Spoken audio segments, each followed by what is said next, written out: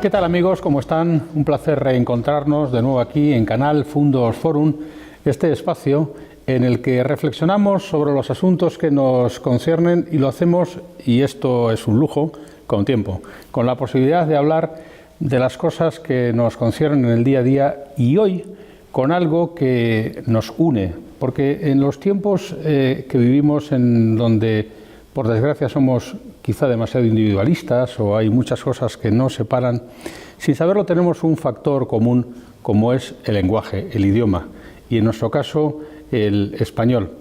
Solo que cuando a veces nos enfrentamos a este fenómeno lo hacemos pues puede que con demasiados apriorismos o en ocasiones con demasiada simpleza y nos gusta rodearnos de expertos en la materia, personas que conocen a fondo el fenómeno del lenguaje, las prestaciones del español, para reflexionar sobre su valor y sobre todo para ver cómo podemos mejorar nuestra relación con él. Por eso hoy hemos querido llamar a un forense del idioma. Tenemos la suerte de contar con un académico de la lengua, del sillón en concreto ese de la academia, y además un leonés de adopción. Salvador Gutiérrez. ¿Qué tal, Salvador? Bienvenido. Muchas gracias, Joaquín. Muchas gracias. Muchísimas gracias al Salvador Gutiérrez Ordóñez, que es doctor en Filología Hispánica, es discípulo de Alarcos y de Martinet, que esto en términos filológicos o lingüísticos es muy relevante. Luego hablaremos con él en la Real Academia, como digo, académico responsable de la nueva gramática básica de la lengua española y es también miembro del Consejo Asesor de la Fundeu y director del novedoso grupo SINCON de la Universidad de León, del que también luego tendremos oportunidad de hablar y sobre todo un universitario muy querido hace unos años cuando se jubiló de la universidad, digamos de la tarea docente inmediata, le dispensaron una sorpresa sus colaboradores con la que de repente se encontró y decenas y decenas de personas le trasladaron su cariño. Bueno, Salvador, la verdad es que esto que digo del idioma como que nos une, en un tiempo en que nos separan tantas cosas, es algo que por otro lado es algo paradójico porque parece que estamos todo el día dándole al telefonito, escribiendo mucho y hablando poco y eso va contribuyendo al deterioro del lenguaje, ¿no? Bueno, el idioma es algo vivo y que se alimenta, se renueva como todo ser viviente y se renueva efectivamente con el uso cotidiano. Y esa renovación puede venir de parte de los literatos, puede venir de parte de los historiadores, viene de parte de los técnicos que nos introducen nuevos términos y también de la juventud que introduce un factor de dinamismo, de creatividad, un factor de innovación que hace que la lengua pues evolucione. No hablamos como en el lenguaje del poema de Mio Cid, ni siquiera hablamos en la lengua de Cervantes, ni siquiera en la lengua de Feijó. Estamos en la lengua de nuestro tiempo, en este caso en el siglo XXI, y una lengua que se multiplica y que está creciendo en el número de hablantes de día en día y que es la lengua oficial de muchos países, España y muchos países hispanoamericanos. Es algo que me gusta mucho de Salvador, leyendo y releyendo sobre su quehacer, que no tiene prejuicios respecto del uso y del posible deterioro del idioma que usted reputa como un ser vivo, pero sin embargo a veces tenemos alguna dificultad en identificar lo que sería producto de la evolución y el fruto del mal uso. Quizá ahí en el medio estaría la ortografía, por ejemplo, ¿no? Bien, la ortografía es una de las disciplinas normativas de la lengua. Quizás la disciplina que trabaja con normas mucho más estrictas, mucho más comunes, y es quizás y sin duda, no quizás, es sin duda el código que más nos une. Si nosotros nos vamos al léxico, nos damos cuenta de que el léxico utilizado en León, en Castilla, en Andalucía, en Canarias, en América, puede ir variando, varía normalmente. Si nos fijamos en la sintaxis también hay características en la morfología, pero el código común que nos une en la norma de la escritura es la ortografía y tenemos la suerte de haber elaborado una ortografía de la lengua española a través de la evolución, a través de la influencia de la Real Academia Española desde su creación hasta en estos días, que es respetado. Es un código que es común y que hemos elaborado entre todos con la publicación de la última ortografía del 2010, que es una ortografía que considero ejemplar. Ustedes, por ejemplo, digan pizza y no pizza con 2 zetas. ¿Qué les parece de los emojis, por ejemplo? Estas caritas que se utilizan en sustitución de las palabras y de los sentimientos. Bien, en primer lugar, con la palabra, lo de pizza y pizza, yo aconsejo que se diga pizza, porque es la adaptación al español, y eso evita que se hagan plurales incorrectos, porque si nosotros decimos pizza en singular, como los italianos, en plural tendríamos que decir pizze, y no pizzas, porque es un plural no natural. Bien, en cuanto a los emojis, siempre ha habido como ciertas representaciones, ciertas abreviaturas a veces, y en este caso pues los emojis le están dando como una representatividad visual importante a la lengua, porque está traduciendo sentimientos, está traduciendo informaciones, y además tienen un efecto importante porque son comunes a todas las lenguas. Es lo más parecido a lo que hay en estos momentos, a ese sueño del lenguaje universal que ha producido tantas propuestas para que todos volvamos a superar el mito de Babel, es decir, una lengua común, como el sueño del Esperanto y de tantas otras, pero los emojis y esas representaciones que vemos en los aeropuertos, en todos, nos ayudan a entendernos casi sin palabras. Y para esas informaciones rápidas, para esas informaciones que necesitamos conocer cuando salimos al extranjero, cuando pues tanto las representaciones visuales esquemáticas como los emojis cumplen una función importante. Esta condición ecuménica de Salvador me encanta, porque no le veo nada maximalista ni nada priorístico, como quizás predecesores suyos, incluso en la propia academia, el concepto de académico siempre se ha tenido como algo muy normativo. Pero, ¿qué estado de salud tiene el español en este momento? ¿Cuál es su vigencia como idioma y, sobre todo, cuál es la calidad con la que fluye ese agua por las tuberías? Pues yo soy optimista, como acabas de decir, no solamente universalista, sino optimista. En primer lugar, porque el crecimiento poblacional, demográfico del español es exponencial. Y también el crecimiento de calidad literaria, la literatura, incluso la música en español en estos momentos es importante. En los medios de comunicación está triunfando no solamente en los países hispanoamericanos, sino está creciendo exponencialmente en Estados Unidos. Y tal vez hay algunos retos. Está el reto del lenguaje del español en la ciencia. Así como el español en Internet, pues el segundo o el tercero del mundo, el español como lengua nativa es de los primeros del mundo, en el lenguaje de la ciencia estamos entre el puesto 10º, 11º. No es culpa del español, es culpa de la evolución o el peso de la ciencia en España y en los países hispánicos. Pero poco a poco se irá creciendo. Eso sería el avatar de la poca potencia científica que tendría el entorno hispanohablante, y en cierta medida ese sería el mayor perjuicio que el inglés le pudiera estar causando al español, esa faceta científica en la que quizás el español esté siendo más acosado por el idioma inglés. Sí, es el lenguaje de la ciencia y a veces también el lenguaje de la música, también el lenguaje de la moda. Hay lenguaje de la ciencia está la informática también, ¿no? Sin embargo, la capacidad de respuesta del español es fuerte, es fuerte.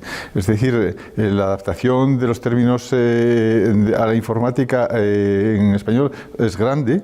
Ha habido muchas traducciones, decimos ratón, decimos ventana, decimos muchas otras, y otras las adaptamos, las sabemos digerir de una manera adecuada y las hacemos nuestras, como hemos hecho nuestra la palabra fútbol o la palabra gol. Sí.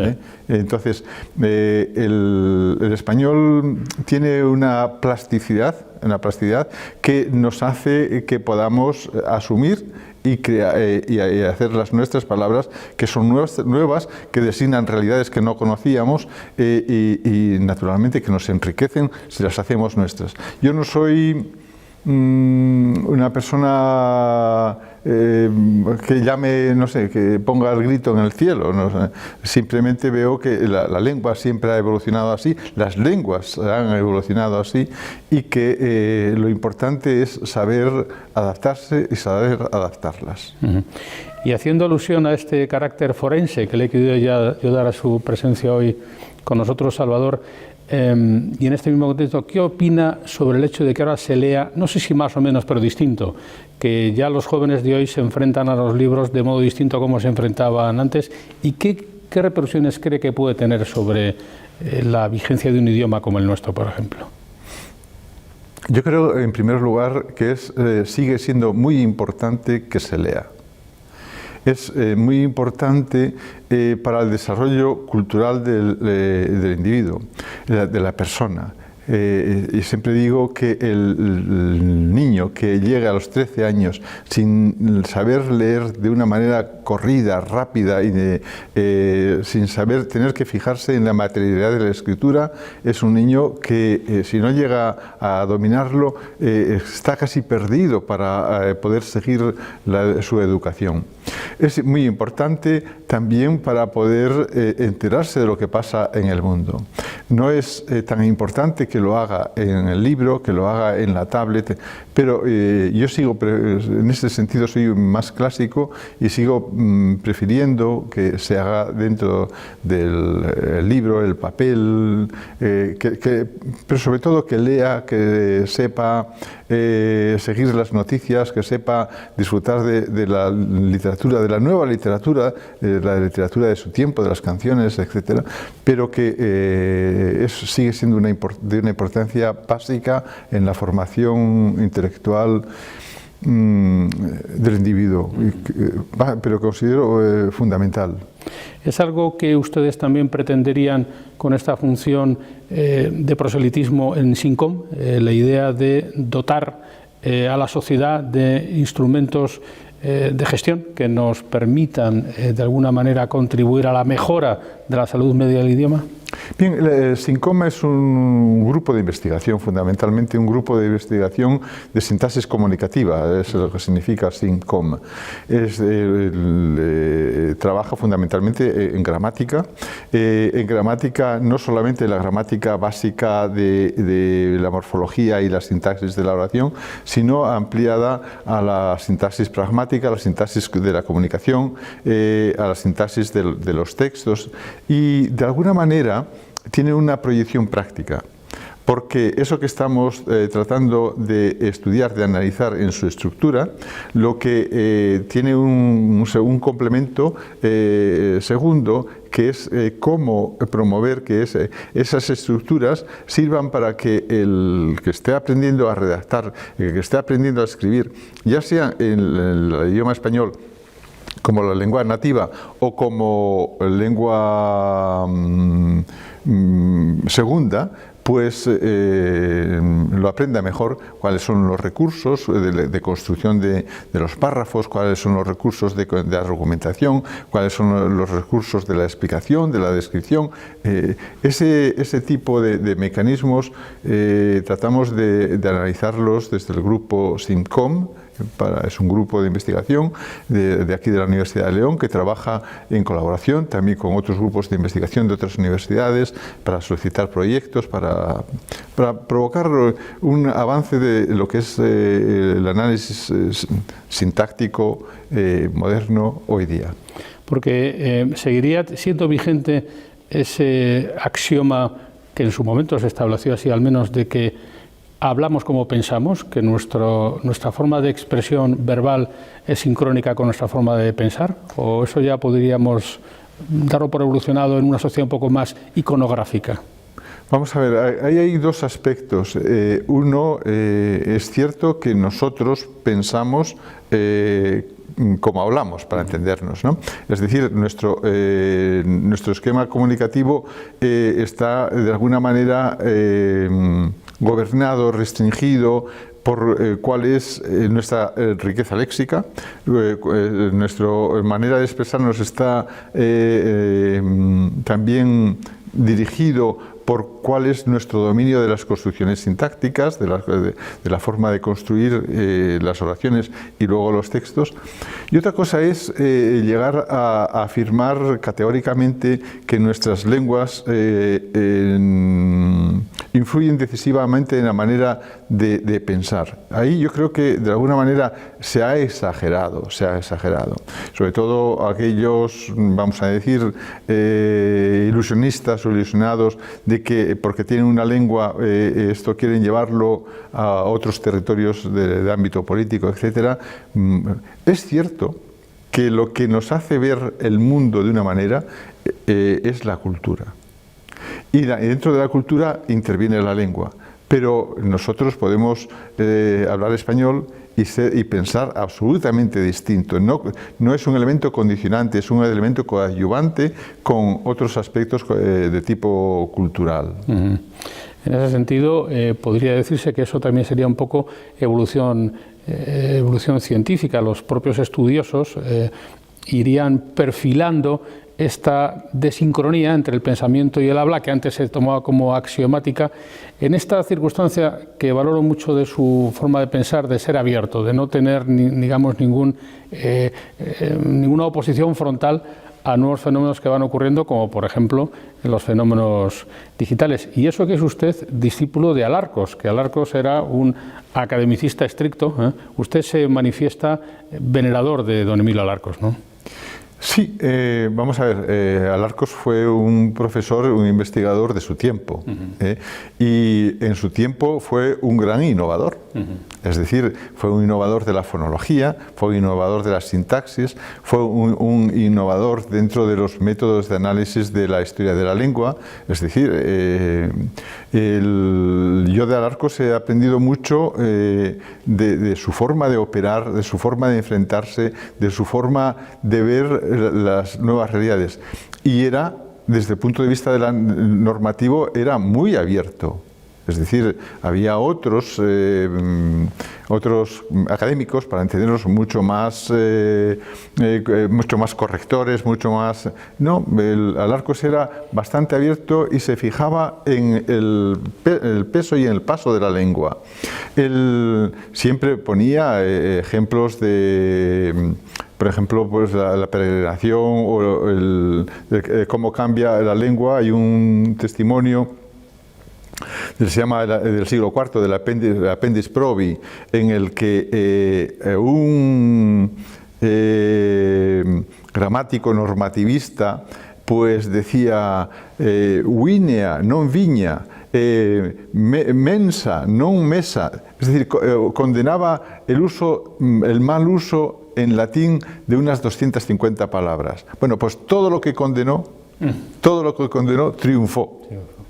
Es decir, la historia, cuando uno se acerca a la lengua y a la evolución y ve las posturas intransigentes, uno se da cuenta de que esas posturas intransigentes no hacen que la lengua se pare. La lengua evoluciona, sigue evolucionando. Y Alarcos era una persona, en ese sentido, bastante abierta, bastante abierta. En esa medida, Salvador, ¿qué papel tendrían las academias, en concreto la Real Academia Española de la Lengua, en este momento y en el futuro? El papel normativo es relevante, pero realmente hay veces parece que los tiempos van por delante, los acontecimientos van por delante de las normas.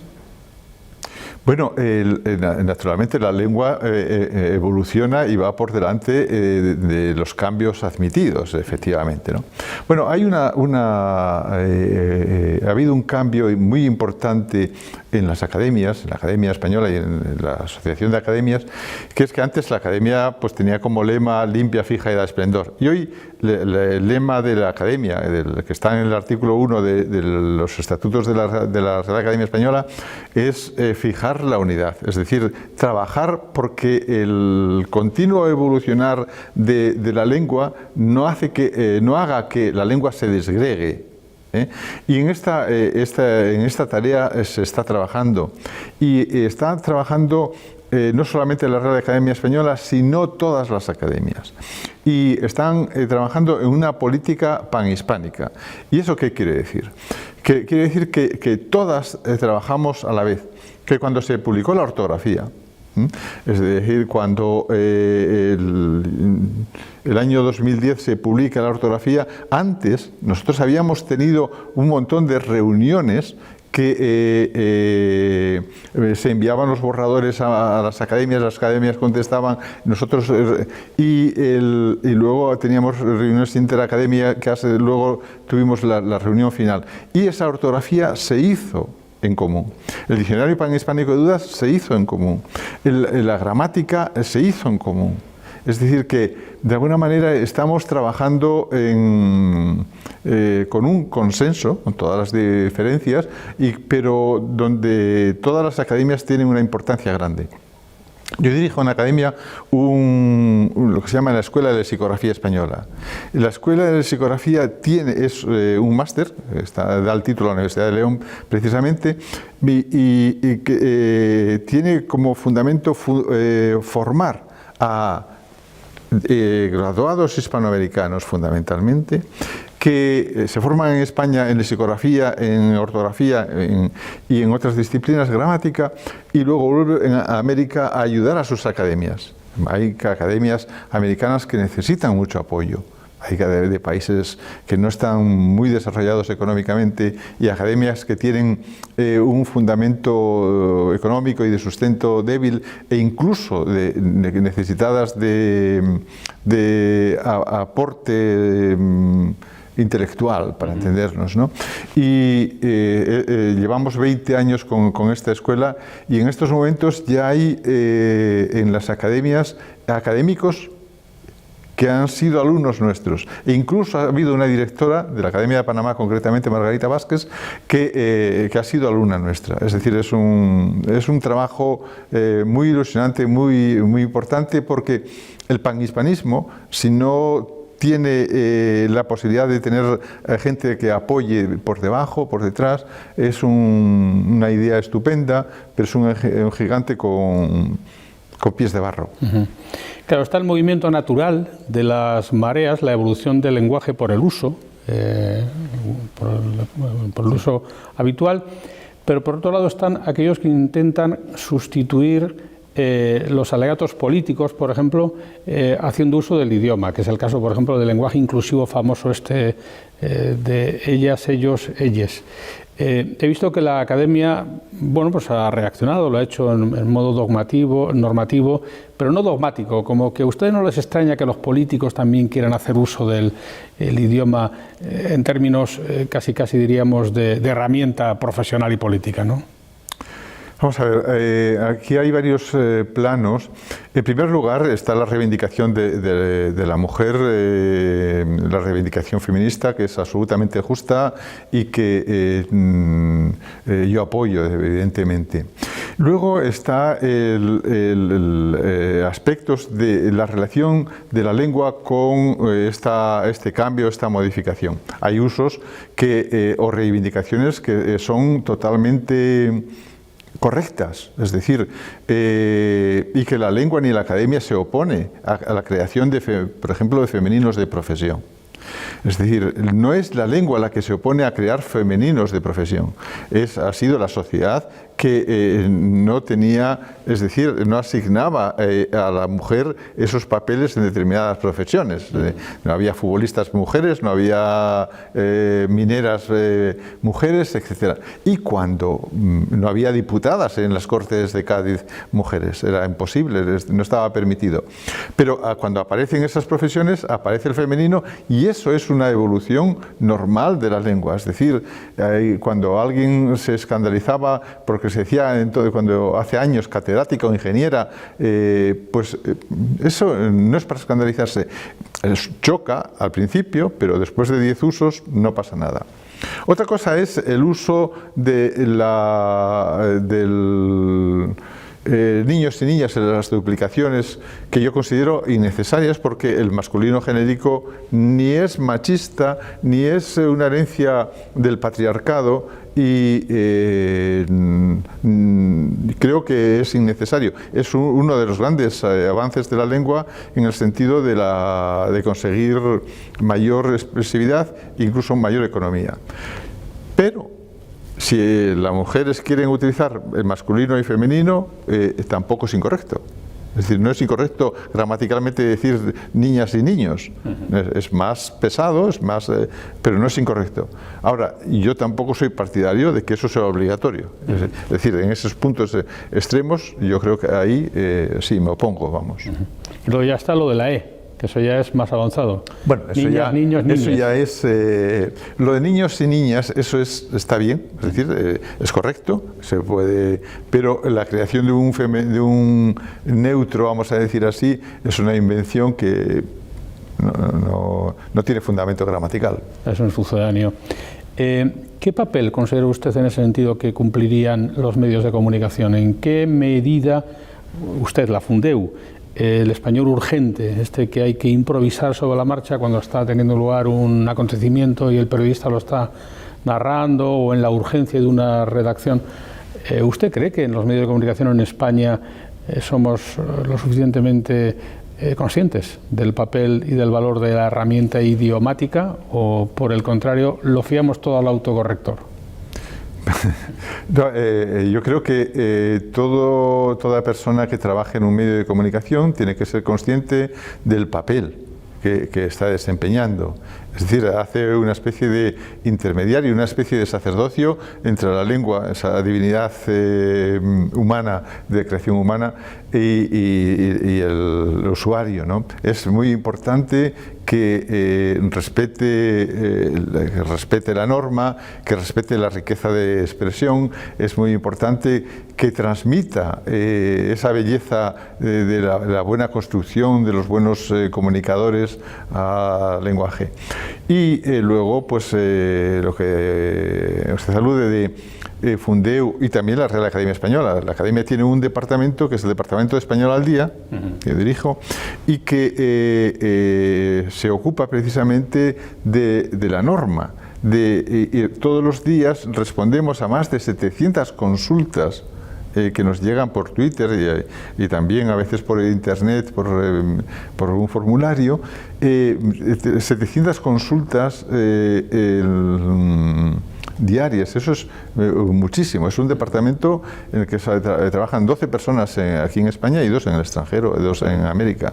Hace la misma función que Fundeu, tiene incluso mayor repercusión. Fundeu tiene una relación de repercusión con los medios de comunicación, pero con los usuarios de la lengua tiene mayor repercusión, yo creo, el Departamento de Español al Día. Ya veo que sería, por cierto, y como paréntesis, una alternativa de actividad para la academia muy importante en el ámbito digital. Ahora que se venden menos diccionarios, sin embargo puede haber más consultas en línea, y le puede ocurrir a la propia academia y al bagaje nutrirse de las prestaciones del ámbito digital, ¿no? Hombre, no es que... ya es una realidad. Es una realidad. En línea, el número de consultas del diccionario de la Real Academia Española, el número de consultas de la Real Academia Española, eso supera al año los 1.000 millones. Caray. Es decir, es casi 100 millones de consultas al mes. El diccionario panhispánico de dudas se consulta al mes unos 3 millones tiene unos 3 millones de consultas al mensual. El diccionario jurídico anda también por esas cifras. Es decir, el mundo digital dentro de la Real Academia Española es una presencia. Y es una presencia que además está evolucionando, porque el diccionario de la lengua española que se editó la 23ª del 2014, en estos momentos se está confeccionando para que sea un diccionario digital, no solamente que se pueda entrar a través, sino que podamos entrar, tenga todas las prestaciones digitales de una gran base de datos a la que podemos acceder de mil maneras. Nosotros no nos acordamos de una palabra, nos acordamos de unas letras con similitudes, a través de una definición, a través de sinónimos, se puede entrar. Y el diccionario panhispánico de dudas también se está elaborando en estos momentos. Creo que la Academia en estos momentos está haciendo un esfuerzo enorme, porque eso significa mucho trabajo, significa mucho dinero, significa mucha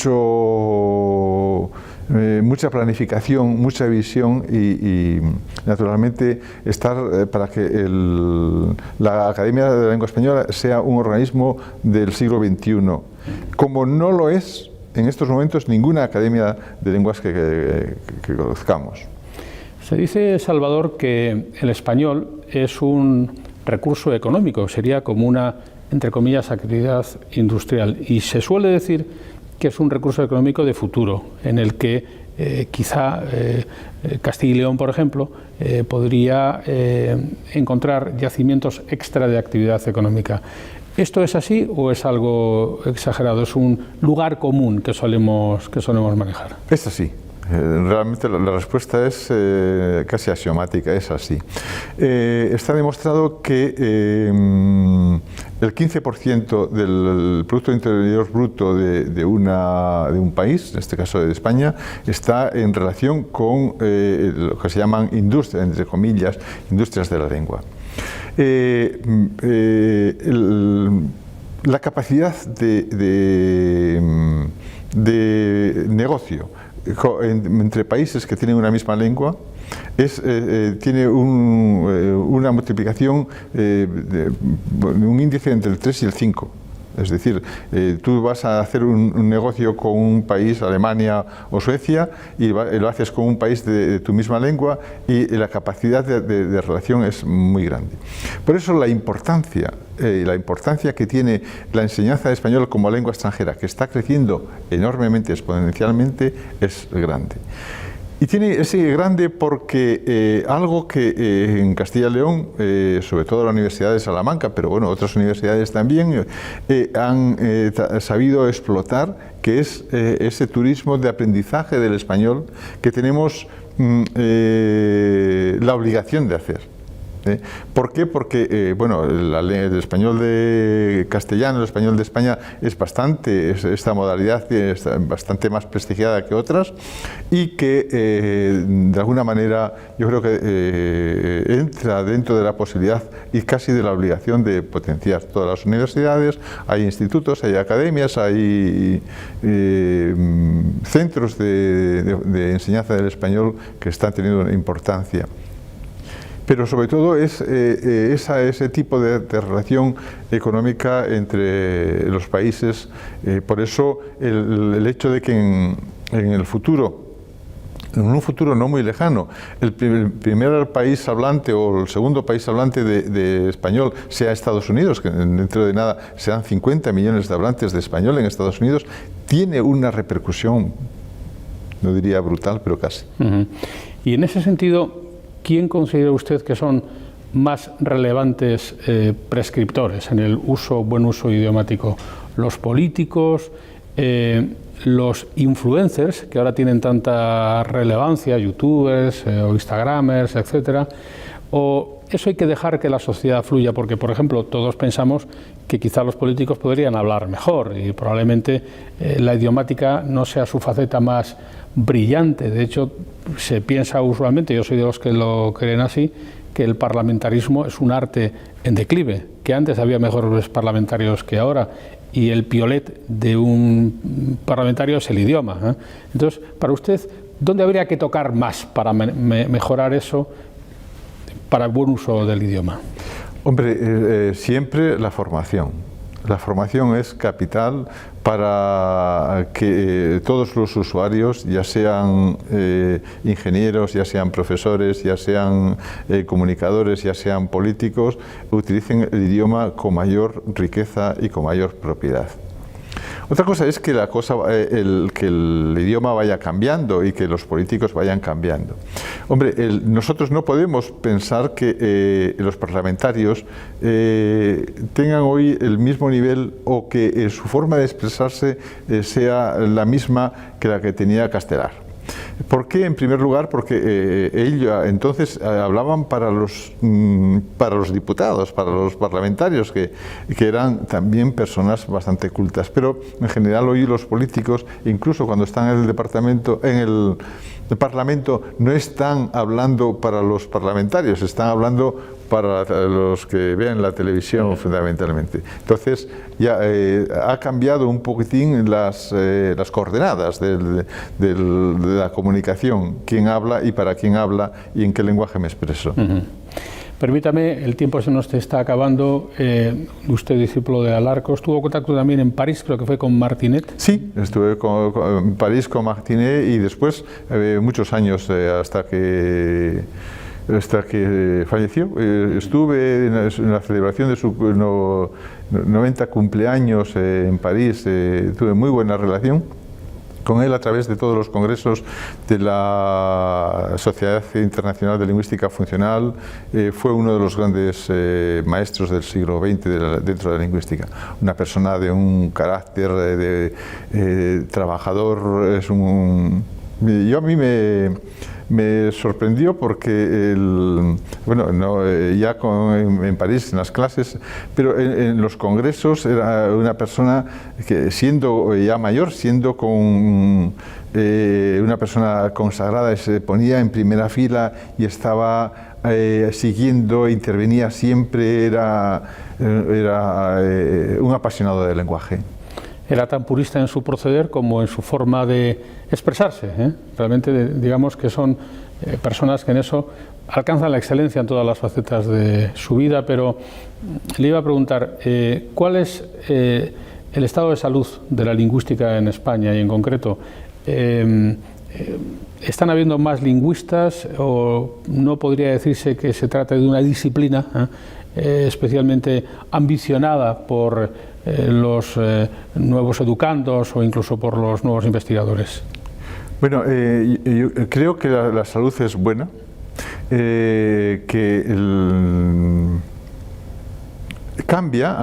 van cambiando, es curioso cómo van cambiando las preocupaciones y los temas. Cuando yo estudié la carrera, la asignatura de semántica no se estudiaba. No había una asignatura de semántica y yo hice la tesis sobre semántica y fui a París a estudiar con Potier, con Grémas, con Martinet. ¿Por qué? Porque era una cosa nueva. Allí me encontré también con una disciplina que estaba naciendo, que era la pragmática, y que se ha convertido también en una disciplina que en estos momentos es fundamental. La lingüística del texto estaba, funcionando. Yo creo que sigue habiendo un gran nivel de lingüistas, sigue habiendo una preocupación por el lenguaje en todas las universidades. Hay muchos equipos. Hay una preocupación con el lenguaje oral, que entonces apenas era objeto de preocupación, y ahora hay equipos, universidades que están trabajando sobre las características del lenguaje oral espontáneo, como la Universidad de Valencia, en Madrid, es decir, que hay una preocupación, hay una calidad, hay una afluencia cuantitativa y cualitativa de publicaciones, de revistas, de libros, de editoriales, que hay una vitalidad grande en congresos, en cátedras. Creo que la preocupación por el lenguaje puede cambiar de focos, Es decir, a veces el foco va sobre la pragmática, sobre la semántica, sobre la gramática, sobre la lingüística del texto o el lenguaje oral, pero el enriquecimiento es indudable. Pues ojalá que todos entendamos que se trata de nuestro factor común. En una sociedad de individualidades, el idioma, el lenguaje es el que nos une, y lo mismo que nos esforzamos por ser aseados en nuestro aspecto externo o cuidamos mucho que nuestro smartphone sea la última generación, pues ojalá que lleguemos al nivel de conciencia que nos da el hecho de manejar el idioma con toda su pureza y sobre todo con el sentido que le da el buen uso. Yo le quiero agradecer a Salvador Gutiérrez Ordóñez que haya compartido con nosotros este tiempo, y mi curiosidad, entonces, de los dos simbolitos de la interrogación, ¿a usted no le importaría que desapareciera el primero? Pues sí me importaría, Pero no le extrañaría. No, hombre, no me extrañaría, pero sí me importaría, porque yo creo que ha sido un gran hallazgo de nuestra ortografía, porque nos permite saber dónde y cuándo comienza la pregunta. Cosa que en inglés igual no se sabe con tanta nitidez. Vamos a ver, en el inglés hablado no importa, porque es la entonación en la que uno va, pero en el lenguaje escrito no. Es decir, en el lenguaje escrito no hay entonación que nos permita. Y yo creo que ha sido uno de los grandes hallazgos de nuestra ortografía. No es seguido por otros, pero me gustaría que siguiera. Lo mismo que hay la apertura de comillas o la apertura de barras, etcétera, que el signo de interrogación, de apertura de interrogación continuará.